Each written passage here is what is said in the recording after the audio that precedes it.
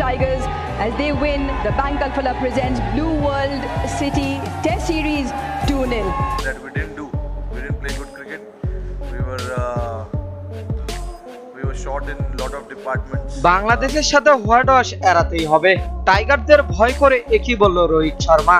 দর্শক, বিস্তারিত জানতে ভিডিওটি না টেনে সম্পূর্ণ দেখতে থাকুন।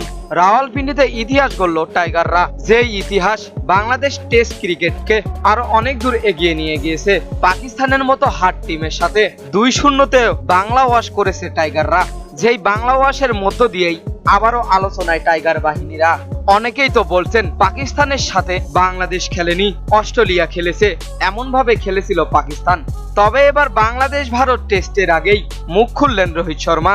তিনি বলেন, পাকিস্তান যেভাবে হেরেছে আমাদেরকে সেইভাবে হারলে চলবে না, নয়তো মান ইজ্জত থাকবে না। এবং বাংলাদেশ অনেক হার্ড টিম, কাউকেই ফেলে দেওয়ার মতো নয়, সবাই অনেক ভালো খেলে।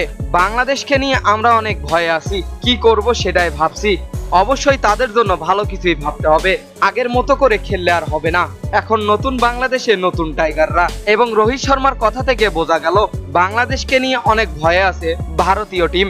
তো দর্শক, বাংলাদেশ কি পারবে পাকিস্তানের মতো ভারতকেও হোয়াইট ওয়াশ করতে? কি মনে হয় আপনাদের? জানিয়ে দিন এ বিষয়ে আপনাদের গুরুত্বপূর্ণ মতামত আমাদের ভিডিওর কমেন্ট বক্সে। এতক্ষণ আমাদের সঙ্গে থাকার জন্য অসংখ্য ধন্যবাদ।